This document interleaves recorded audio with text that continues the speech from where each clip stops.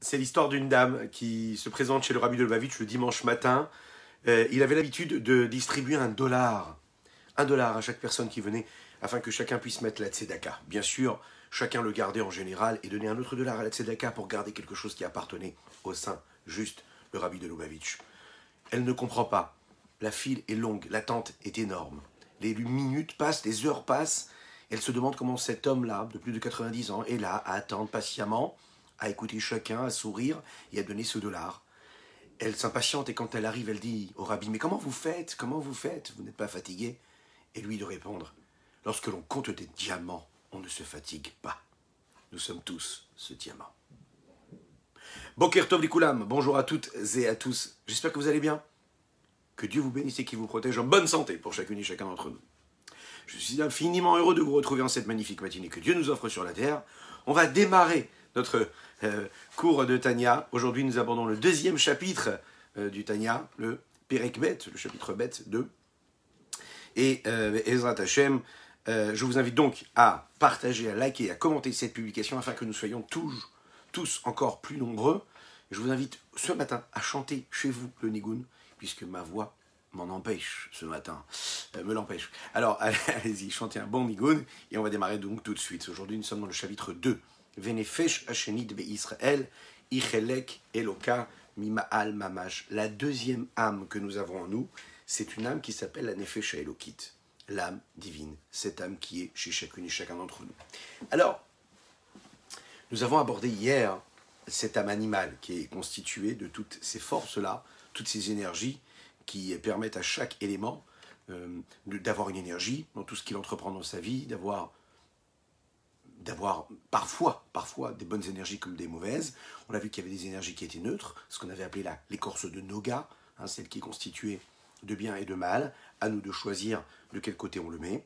On a compris aussi qu'il y avait cette âme-là, cette âme animale, qui est cette âme instinctive, cette âme naturelle en réalité qu'on a tous en nous et qui nous amène d'un côté ou de l'autre en fonction de nos besoins, celle qui dicte vers quelle direction nous allons.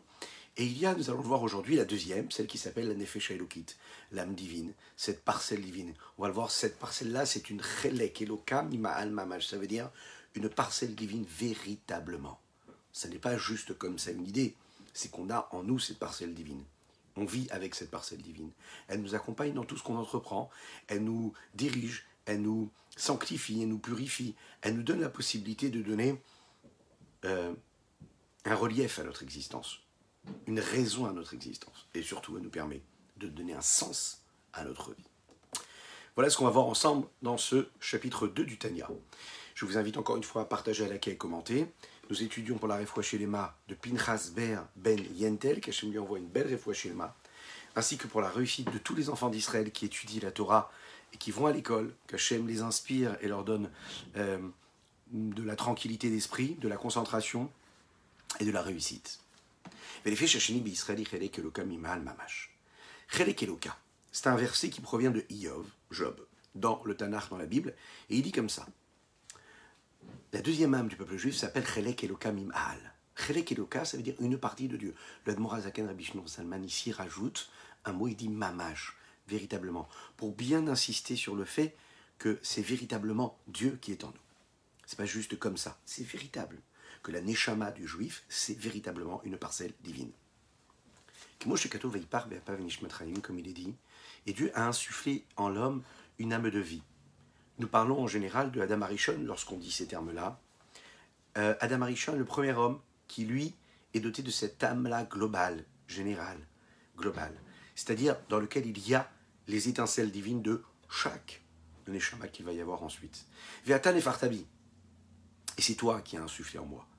On le dit sur la Neshama de chacune et chacun d'entre nous. Vaïpar Be'apav, c'est Adam Arishon. Ve'atan efartabi, c'est la Neshama, l'âme de chacune et chacun d'entre nous. Pourquoi est-ce que le Admorazaken ici dit Nafarta? Pourquoi Nafarta? Nafarta, c'est vraiment pour nous dire qu'il a insufflé. Insufflé, c'est-à-dire que c'est lui-même. Mais qu'est-ce que ça veut dire insufflé? Il aurait pu nous dire, voilà, c'est Dieu qui a mis cette Neshama dans l'homme. Pourquoi insufflé? Alors regardez, le Rabbi Shimon Zalman va tout de suite apporter ce que le Zohar nous dit. Le Zohar, il explique comme ça, il dit Man de nafar mitoche nafar. Celui qui souffle, il souffle de sa partie la plus profonde, la plus intérieure. Pérouche, mitor yuto ou mipnimi yuto, de son intériorité profonde. Parce que la partie profonde de la vitalité intérieure qu'il y a chez l'homme sort quand il expire le souffle, lorsqu'il insuffle et qu'il souffle véritablement, il va se fatiguer plus rapidement. Lorsqu'il fait un effort physique, eh bien, il souffle avec force et puissance. Et puisque la façon avec laquelle Dieu a mis cette âme-là dans le corps du juif, elle s'est faite de cette façon-là, c'est-à-dire qu'il a soufflé, ça veut dire avec force, c'est une preuve que la neshama que nous avons en nous fait partie et est en provenance de la partie la plus profonde de Dieu elle-même. Et on sait que la neshama vient de quoi? De la machashava, de la pensée de Dieu, de la partie la plus profonde de Dieu, si on peut s'exprimer ainsi quand on parle de pensée. Mais l'idée est là. C'est la raison pour laquelle les bénis Israël, le peuple juif, est appelé Banim, Atem Lachem, c'est ce qu'il va nous dire ici. Nous sommes appelés des enfants pour Dieu. Car de la même manière, pour les hommes et pour les âmes des hommes, les Shemot Israël ou Machashava, les Neshamot, les âmes du peuple juif, proviennent de la pensée de Dieu. C'est la partie profonde de la divinité. Alors que toutes les autres créatures, et on inclut également tous les anges, par exemple, eux viennent de la parole de Dieu et non pas de la pensée de Dieu. On le sait, la parole par rapport à la pensée, c'est quelque chose qui est plus superficiel, plus extérieur, moins profond, moins essentiel. Qui dit-il, comme il est dit dans le texte, Béni Bechori Israël, mon fils, mon premier-né. Bani Matem Lachem Lokechem, vous êtes des enfants pour Dieu. Pérouge, explication. Qu'est-ce que ça veut dire que le juif est décrit comme le fils d'Akadosh Baruch Hu de Dieu?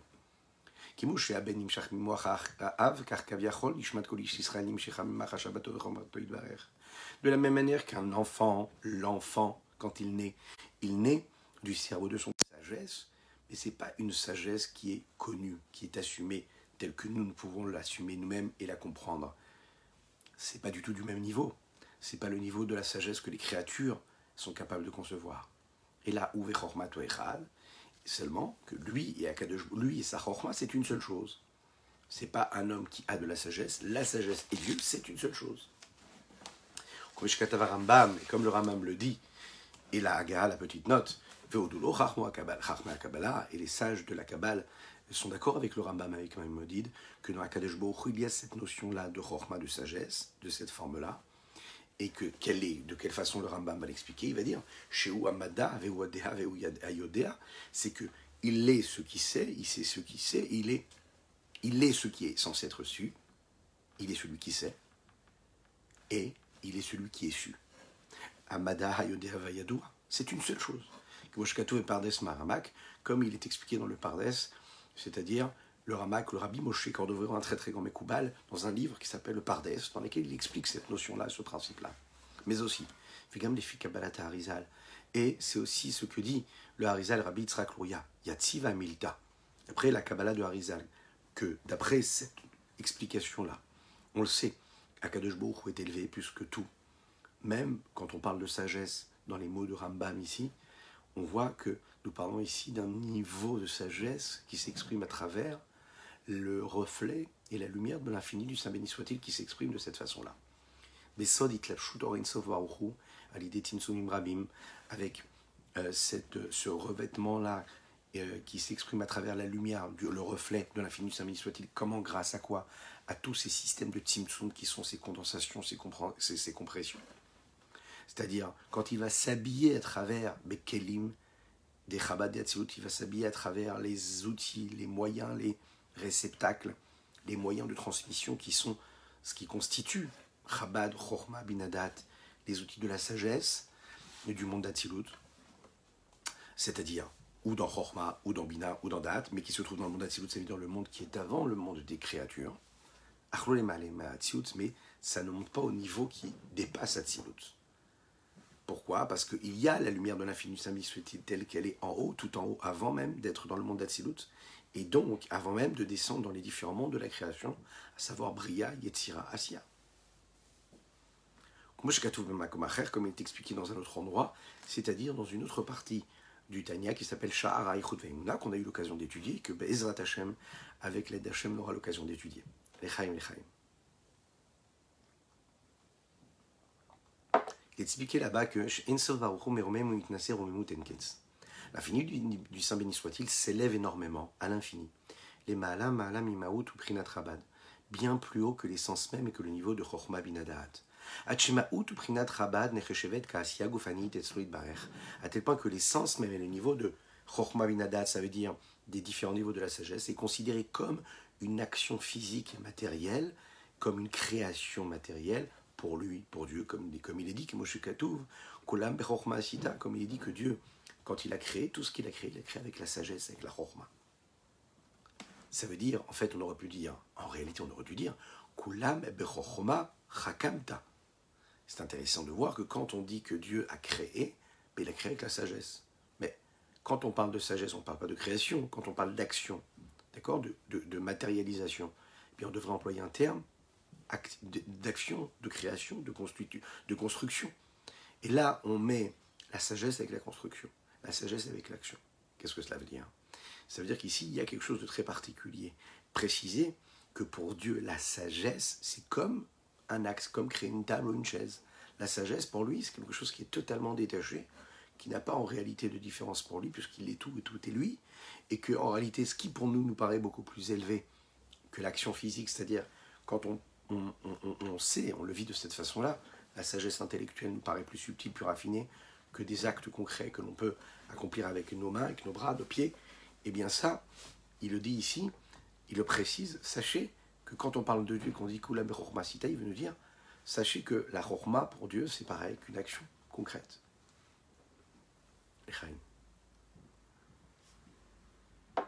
Chez Ouamadave Ouayodea, parce qu'il est celui qui initie la sagesse, le savoir, et il est le savoir lui-même.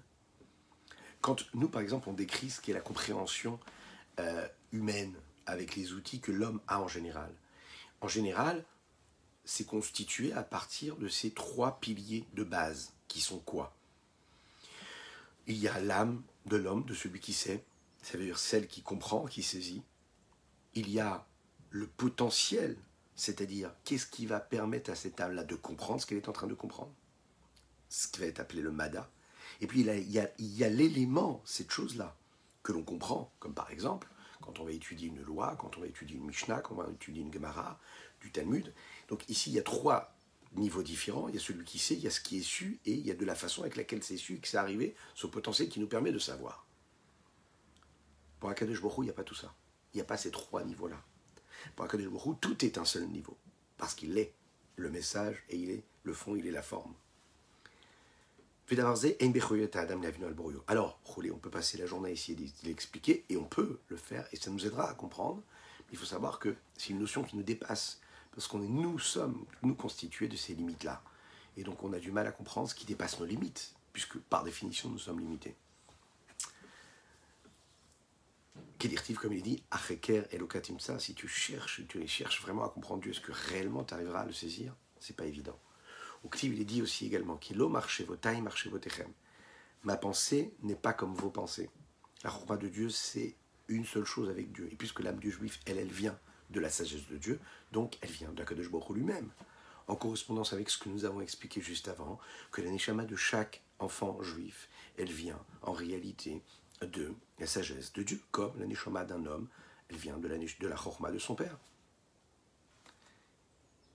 Ici, nous l'avons appelée la chorma, et un petit peu plus tard dans le texte, on va l'appeler la chorma ila, c'est-à-dire la sagesse suprême. La question qui se pose ici, si toutes les âmes viennent de cette source également, c'est-à-dire de cette racine initiale qui est la sagesse suprême de Dieu, on aurait dû dire qu'en fait que toutes les âmes sont à un niveau qui est égal. D'où est-ce qu'on va réussir à créer la différence entre les différentes neshamot, les différentes âmes, puisqu'on est tous les mêmes, c'est-à-dire qu'on vient tous de la même neshama, la même âme. Alors comment on peut réussir à dire qu'il y a des différences d'âmes, puisque quand on se lève le matin, on voit très très bien qu'il y a des hommes qui ont des âmes particulièrement plus élevées, différentes l'une de l'autre. Et bien qu'il y ait des milliers de différences, de niveaux différents dans les âmes, une qui est plus grande que l'autre. Comme par exemple, comme la grandeur et la valeur des âmes de nos patriarches ou bien de Moshe Rabbeinu, paix sur lui. Les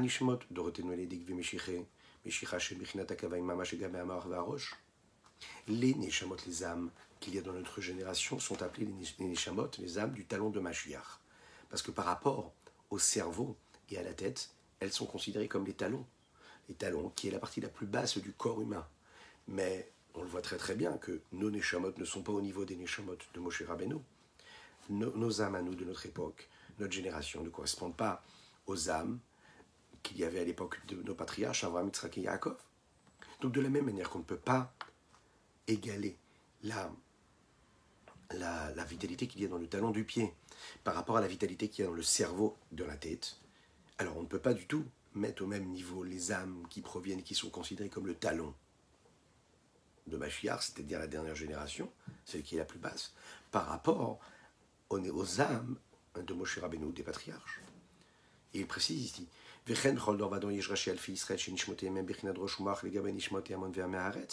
chaque génération, il y a les chefs de la génération qui, eux, ont des âmes qui sont au niveau de la tête et du cerveau par rapport aux âmes du peuple,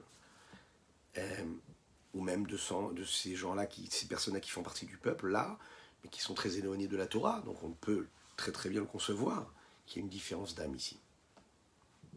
Donc dans chaque génération, il y a des différences, même si déjà, de manière globale, entre les générations, il y a une différence. Et même dans les âmes précisément, les âmes par rapport aux autres âmes, il y a des différences parmi chacune et chacun d'entre nous. La différence, elle ne se fait pas que dans l'âme, elle se fait aussi dans le niveau de l'âme, puisqu'on sait que l'âme est constituée de différents niveaux qu'ils sont ici décrits à travers ces trois niveaux. Nefesh, Ruach, Neshama, trois aspects que l'âme peut avoir. Et de la même manière que l'âme elle-même, elle est considérée comme étant constituée de ces différents niveaux, dans l'âme elle-même, il y a aussi encore une fois des différents niveaux. Donc on voit qu'il y a d'innombrables degrés et niveaux qui peuvent s'exprimer à travers chaque âme. Donc comment dire que nous venons tous de la même racine, de la même âme? Dans la même âme, il y en a un qui va s'exprimer à travers le nefesh de son âme. Il y en a un autre qui va s'exprimer à travers le rouach de son âme. Et l'autre, ça va être à travers neshama de son âme. Il y a différents niveaux qu'on avait expliqués un petit peu à la fin de notre étude du Tanya et qu'on développera un petit peu plus tard aussi dans les chapitres qui arriveront. Donc il y a des différences ici. Mikol Makom. Shoresh kol hanefesh ruach shama kula merosh. Il faut savoir que bien qu'il y ait des différences entre les âmes, toutes viennent de la tête.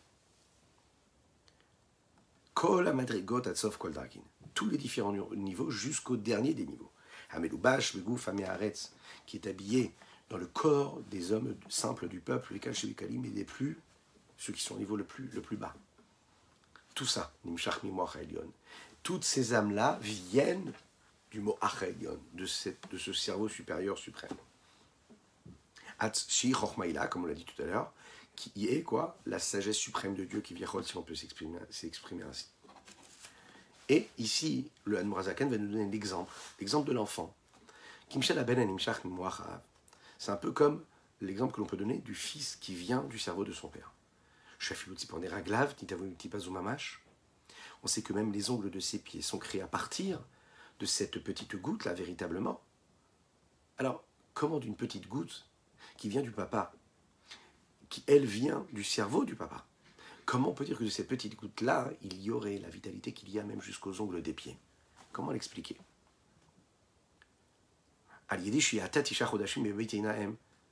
Parce qu'elle est restée pendant 9 mois dans le ventre de la maman. Viyardam Madrigal et Madrigal est descendue d'un niveau à un autre, c'est-à-dire qu'elle s'est matérialisée. Les Ishtanot ou l'Itavot Minat Spartanim, au point de changer, d'évoluer, de se créer, et de créer même quoi? La constitution de tous les membres du corps de l'enfant, depuis son cerveau jusqu'à ses ongles.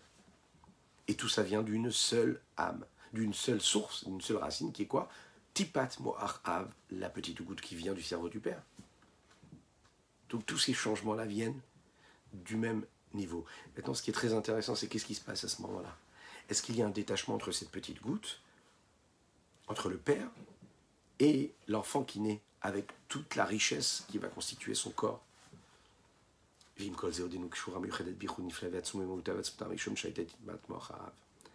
le dit ici. Bien qu'elle se soit matérialisée, qu'elle ait pris une forme à tel point que ça a donné tous les membres du corps en bonne santé, Bezrat Hashem, et que ça a donné la création même, la constitution de ces ongles-là, qui vont naître et qui vont être créés. Quand même, il faut le savoir, que ces ongles-là reçoivent leur vitalité du cerveau, à ce moment, mais de quoi? De la tête de l'enfant, à ce moment-là précis, qui lui est toujours en correspondance avec quoi? Avec le cerveau du père, qui a été l'initiateur de cela. Il reste du cerveau. Ça veut dire que... Donc ça veut dire qu'il y a toujours cette connexion qui est faite entre le niveau le plus bas et le niveau le plus haut. Qui est dit Maranida, comme il expliquait dans le Talmud, dans la Gemaranida. Que quoi? Loven, Shemiminu Gidim Ba'atzamot Vetzipor Naim.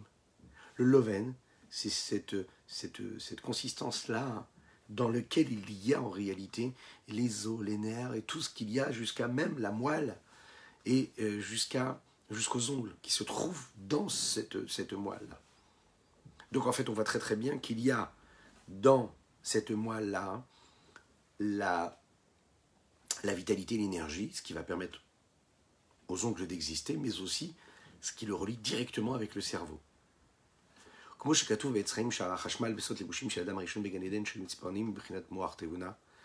il est dit dans la Torah Kabbalah, dans les écrits de Kabbalah, que les ongles sont en lien direct avec le niveau du cerveau. C'est véritablement comme ça que ça se passe. Si on peut s'exprimer ainsi. Dans la racine, dans la source première de toutes les âmes et dans tous les niveaux des différentes âmes. Nefesh, Ruach, Neshama, de la globalité même du peuple juif. Biridatomi madriga les madriga, en descendant d'un niveau à un autre. Grâce à ce système-là, à cet enchaînement de tous les différents mondes, Atzilut, Briya, Yetzira, Asya, etc. On l'appelle ça Ishtalshelut parce que c'est comme une chaîne, vous savez, dont les maillons sont attachés l'un avec l'autre.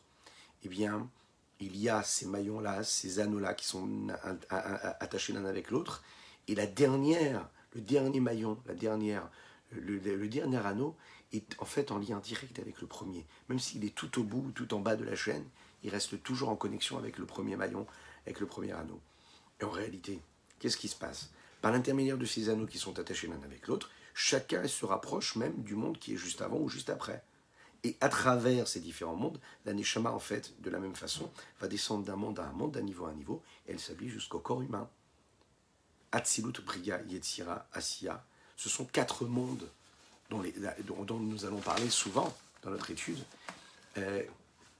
qui vont être expliqués, mais de manière succincte ici, afin que le monde matériel dans lequel nous vivons ait pu être créé, et afin qu'il y ait dans ce monde-là un potentiel d'existence, d'assimilation, d'intégration de l'influence divine, puisque les créatures qui vivent dans ce monde matériel ont besoin d'avoir la possibilité de saisir, de comprendre la divinité, eh bien, ces sujets divins que nous sommes capables de comprendre ont été créés pour un besoin.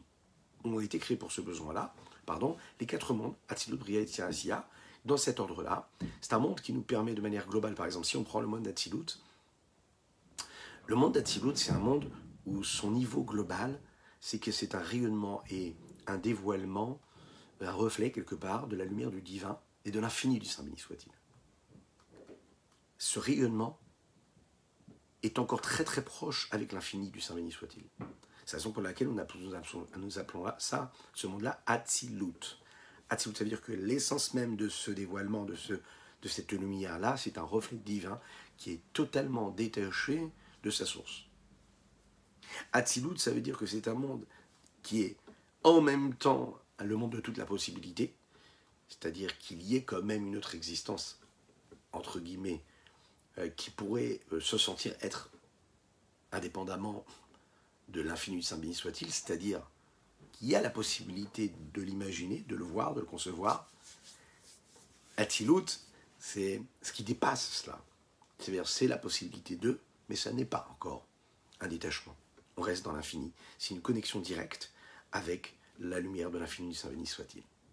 Ensuite, là, il y a le monde de Briya. Ben, c'est comme son nom l'indique, c'est le monde de la création, le monde de la créature.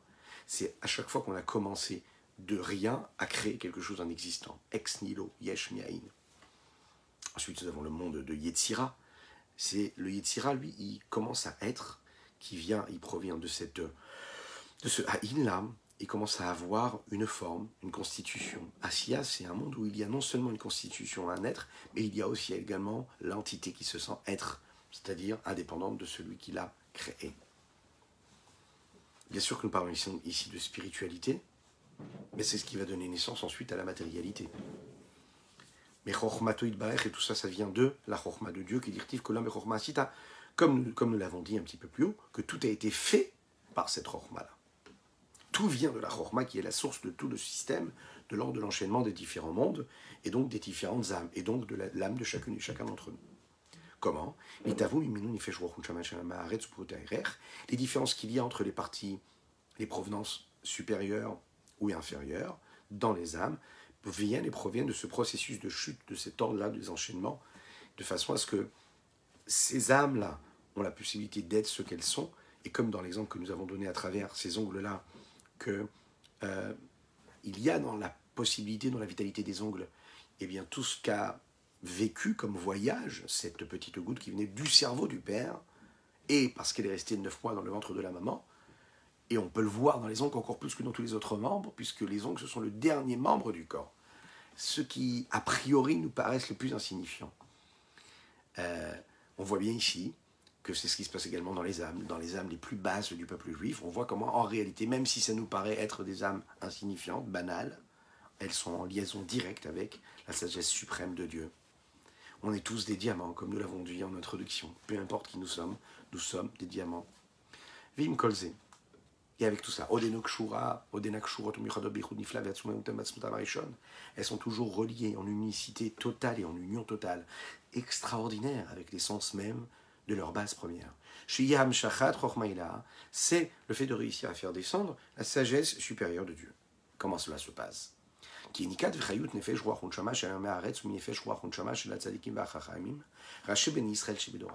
Parce que, de quelle façon chacun et chacune du peuple juif, même des hommes très très simples, peuvent se nourrir.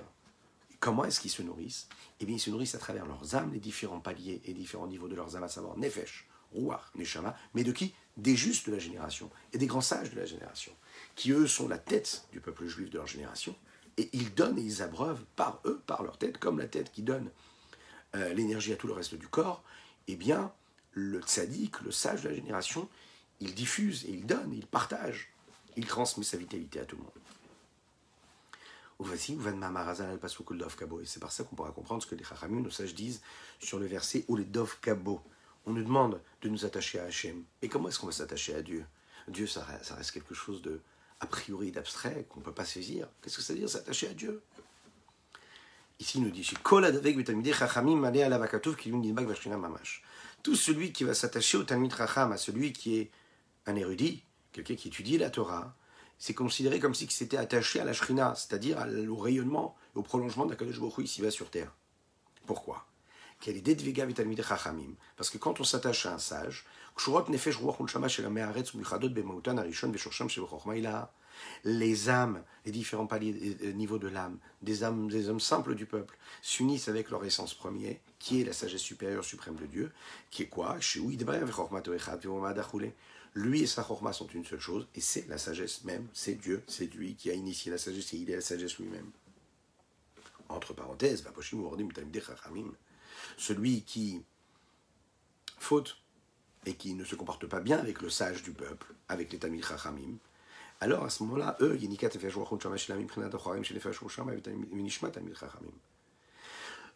donc vont être influencés, ils vont recevoir une forme d'influence et d'énergie qui viendra de la partie arrière, c'est-à-dire ce qu'ils donnent comme ça, un petit peu comme quand on donne à quelqu'un, qu'on doit donner quelque chose et qu'on ne devrait pas lui donner car c'est notre ennemi par exemple, eh bien on va lui donner comme ça par-dessus l'épaule, de la partie arrière on va dire, eh bien sans rentrer trop dans les détails, l'idée c'est que oui, l'impie lui aussi il a de la vitalité, il a aussi de la force, il reçoit aussi de l'énergie, parce qu'il doit le recevoir, parce que sinon il n'y aurait plus de libre arbitre, mais ça reste quelque chose qui ne va pas être donné, ne va pas être donné, de manière faciale, en vis-à-vis, mais ça va être quelque chose qui va être donné de partie arrière.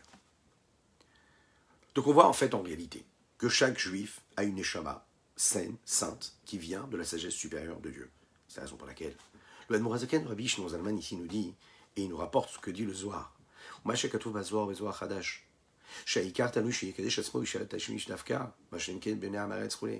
Il a dit, voilà ce que dit le Zohar. L'essentiel, c'est quoi? C'est de se sanctifier au moment de l'union, au moment où un homme et une femme sont ensemble, et que grâce à ça, ils peuvent donner naissance à un enfant. Eh bien, ils doivent se sanctifier. Peu importe qui tu es, si à ce moment-là, tu te sanctifies, tu es capable de donner naissance à un homme, à un tzaddik. C'est ce qu'il va nous dire tout de suite ici. Alors, il dit, mais a priori, on nous a expliqué que les Améharetz, celui qui n'est pas, par exemple, qui ne fait pas attention à ça. Ça veut dire, peu importe qui tu es, même si tu n'es pas un tzaddik, mais si tu te sanctifies à ce moment-là, ben, tu peux donner naissance à un tzaddik, à un enfant qui sera un bon juif, quelqu'un qui va bien se comporter. Le problème, c'est que le Améharetz, celui qui est au dernier niveau du peuple juif, c'est lui qui ne fait pas du tout attention à ça. Eh bien, lui, quelque part, il n'a pas donné naissance à une âme qui serait, elle, potentiellement un tzaddik. Alors, comment est-ce que le Zohar l'explique? Qu'est-ce qu'il dit ici?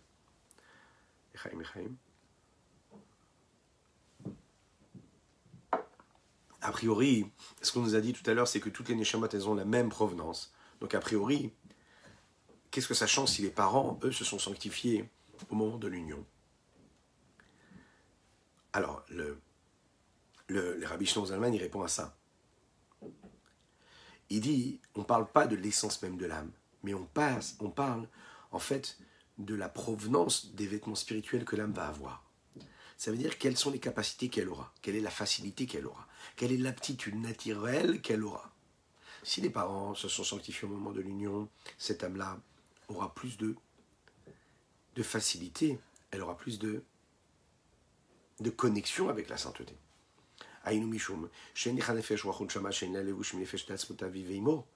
Parce qu'il n'y a pas d'âme qui n'aurait pas un vêtement qui provient de l'âme même essentielle de son père. C'est la raison pour laquelle le Zohar ou le Zohar Hadash ici appelle ça le vêtement de l'âme et l'appelle la Neshama. Puisque ce vêtement-là, c'est ce qui touche le plus la Neshama. Toutes les mitzvot que lui va faire, qu'un homme fait dans sa vie, c'est parce qu'il le fait en fonction du vêtement qu'il a reçu, c'est-à-dire de l'âme qu'il a reçue de son père. Et même tout ce qu'on lui donne depuis le ciel, Akol aliédé levouchzé, tout vient de ce levouche, de ce vêtement-là. Car il faut savoir que pour que la Neshama elle puisse agir sur un corps, puisque c'est elle qui va le diriger, qui va lui donner envie, qui va lui donner la force d'accomplir la Torah et les mitzvot, ou d'être en contact avec tous ces sujets matériels et physiques, il faut obligatoirement qu'il y ait une forme de vêtement, ce qu'on appelle ici une âme.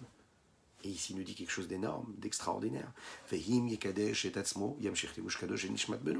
s'il se sanctifie au moment de l'union, eh bien, il est en train de donner un vêtement qui est saint à son fils. Et si l'enfant il reçoit ce vêtement qui est saint, alors automatiquement, il y aura chez cet enfant-là une facilité à accomplir la Torah et les mitzvot. Et il dit comme ça, il dit, va filou neshama gdola tzricha likudusha vivroulé. Même si c'est une grande neshama qui doit descendre sur terre, il faut savoir qu'elle a besoin de la sanctification de son père au moment de l'acte, ce qui permettra à cette âme-là d'avoir les bons outils, ce qui vont lui permettre de se comporter comme il faut, d'agir comme il faut, de faire les mitzvot comme il faut. Autrement dit, oui, on est conditionné, oui, on est tous au même niveau, mais aussi on a la possibilité de conditionner nos enfants. On se sanctifie dans ce moment-là, dans ces moments-là particulièrement, parfois difficile à se sanctifier, mais on reste des hommes, on réussit à canaliser nos pensées, nos énergies. Et bien à ce moment-là, qu'est-ce qu'on a réussi à faire? À transmettre à nos enfants des vêtements, c'est-à-dire des capacités, des aptitudes vers la sainteté qui seront beaucoup plus faciles. Aval la neshama atzma, mais la neshama elle-même, c'est-à-dire une fois que cela a été fait de manière factuelle, il faut savoir que des fois il y a des âmes d'hommes qui sont très très grands à l'infini. Baliot beno shel adam nivze veshafel roulé peut se retrouver être l'âme d'un homme qui est totalement bas, totalement soumis. Comme le Harizal, Rabbi Yitzhak Luria le dit, Kol ze belikutei Torah, tout était écrit et est expliqué dans le Likutei Torah, Parashat Vayira, B'Ta'amei Mitzvot, Parashat Bereshit, ou bien dans ces textes-là qui expliquent les mitzvot de la Parashat Bereshit. Voilà ce qu'on pouvait dire aujourd'hui sur notre Tanya du jour. Je vous souhaite une excellente journée, en espérant Be'ezrat Hashem que ces mots-là puissent être une source de bénédiction pour chacune et chacun d'entre vous, et particulièrement Rivka Bat Mesaouda, qu'elle puisse accoucher de manière tranquille et sereine, dans la tranquillité, la sérénité, en son temps et en bonne santé. Be'ezrat Hashem, c'est un sujet qui correspondait aujourd'hui à tout cela. Que Dieu vous bénisse une belle fête de Hanouka, diffusez la lumière, éclairez, chassez l'obscurité, faites-le. Et puis, je vous dis Bezrat Hashem, donc à demain, à bientôt.